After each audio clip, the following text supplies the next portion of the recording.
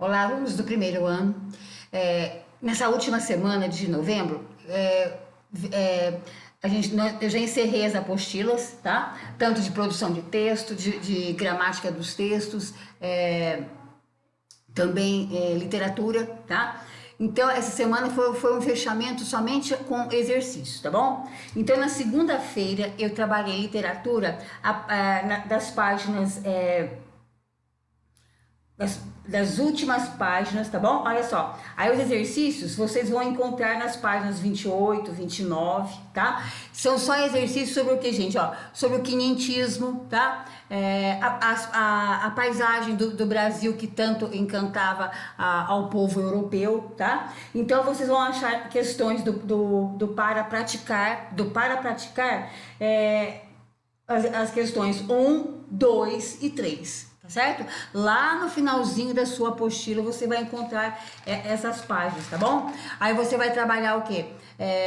A intertextualidade entre os textos de Camões, com a carta de Pero Vaz de Caminha, com Oswald de Andrade, né, que é um poeta modernista, e lá tem exercícios para vocês estarem praticando. Do para praticar, que é a última parte da sua apostila, você vai trabalhar literatura nesses exercícios, tá bom?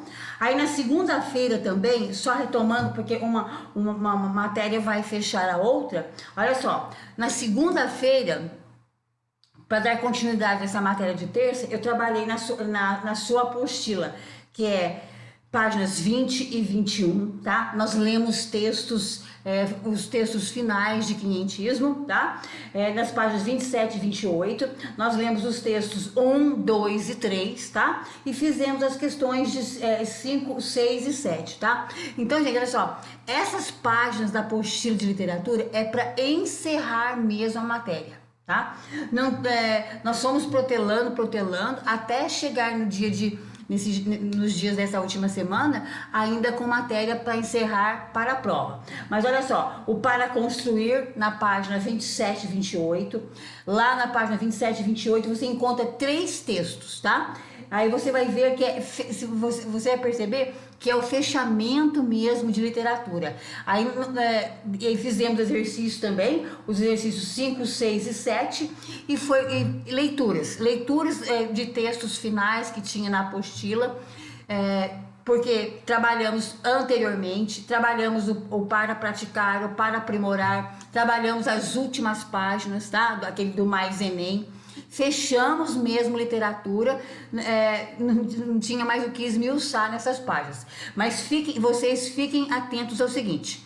Então nós trabalhamos aqui na primeira parte o classicismo e depois já trabalhamos o quinhentismo, relembrando a vocês que o quinhentismo não é movimento literário e sim aquele momento de descobrimento, né, entre aspas, né, do Brasil pelos portugueses. Aí toda aquela visão do português, do europeu para o nosso país e nós aqui a visão que nós tínhamos daquele europeu que vinha, né, desbravar. E também mostrei para os alunos espero que vocês tenham visto também e pedido print para ele da matéria que eu passei no quadro, do que era a literatura jesuítica, a literatura de informação. Basicamente nós trabalhamos também nesses 3 textos aqui, nós temos o que? Textos de trechos da carta de Pero Vaz de Caminha, tá? Foi isso que eu trabalhei nessa parte aqui do para construir, 27 e 28, que se fazia um paralelo com textos de autores atuais, tá? Do Oswald de Andrade, fizemos esse tipo de exercício em sala de aula. A carta de Pero Vaz de Caminha como exemplo de literatura informativa. Falei sobre o padre Manuel de Nóbrega, sobre o padre José de Anchieta, que eram os jesuítas, né, que vieram para cá quase 50 anos depois para ajudar na catequização dos índios. E basicamente o que nós vimos nas últimas folhas da apostila de literatura foi isso, tá? É isso que eu teria para passar para vocês hoje de literatura. Na terça-feira, eu encerrei a parte de literatura, trabalhando o Mais Enem, tá? Com textos também que falam de literatura. Fiz um mapa mental rapidinho que tem nessas últimas páginas, gente, e encerrando esse assunto, tá? De quinhentismo, literatura, tá bom? Aí, num outro momento, o que, que eu fiz em sala de aula para a língua portuguesa? Eu passei no quadro exercícios sobre fechando sujeito, porque não tem como você trabalhar predicado e esquecer do sujeito, né? Então, quero que vocês percebam isso. Sempre que se trabalha predicado, a gente dá uma lembradinha do sujeito e vice-versa. No quadro, eu reforcei tipos de predicado, o predicado verbal, o predicado nominal, o predicado verbo nominal, tá? Lembrando a vocês, alunos do primeiro ano, o predicado verbal, ele tem um verbo de muito forte, né? Que ele tem o que significa, ele tem significado, né? E ele tem o que complementos. Esses complementos são com ou sem preposição. Eles são então objeto direto ou indireto, tá? E prestar atenção também que esses verbos significantes do predicado verbal, eles são transitivos, porque tem objeto direto e indireto, ou eles são o que intransitivos. Ele aceita somente uma locução adverbial ou advérbio propriamente dito. Tá bom? Tomar cuidado com isso. O predicado nominal, o verbo não é significativo, ele tem um verbo de ligação e ele tem o predicativo do sujeito, porque esse predicativo do sujeito, ele não se relaciona ao verbo da oração, ele se relaciona ao sujeito, é uma característica do sujeito, tá bom? E depois o predicado verbo nominal, onde aparece o quê? Um verbo significativo e mais um nome, tá? Aí, lá nesse predicado, eu posso encontrar o quê? Um predicativo do sujeito ou um predicativo do objeto, tá bom? Tudo isso foi...